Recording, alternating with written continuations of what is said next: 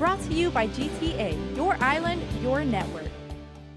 It holds a special place in Guam's history and now will be recognized by the rest of the nation. What happens with the National Register listing is that we're saying that this site and the story behind it is key and relevant in the story of the United States.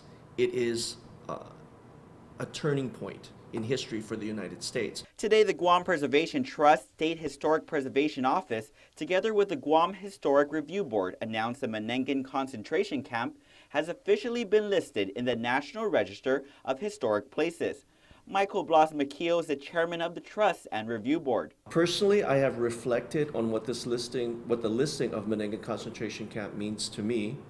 My mother herself was actually encamped at Manenggon, and she suffered through the war. And she and her family would have to emerge after World War II as orphans, without a home, not knowing where her parents were even buried.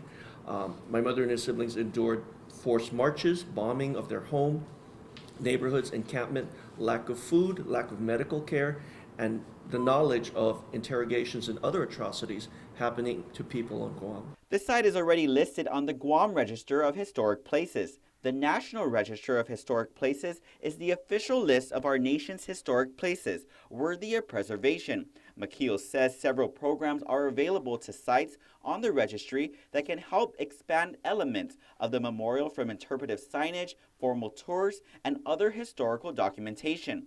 For Senator Tina Muñoz Barnes, her mom also lived through the war and says this recognition will ensure we never forget. The story will continue to be told. We shall never forget.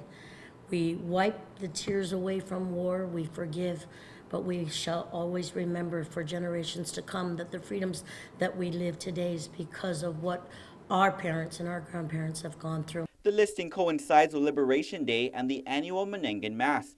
Paula Eric Forbes invites everyone to attend on Sunday, July 24th at 4 p.m. And we hope with our prayers and Mass that we bring some relief and comfort to the souls who have passed on, that we're honoring their experiences and haven't forgotten. The Guam Historic Preservation Officer Linda Uggins says they are now working to get Manenggon listed as a National Historic Landmark.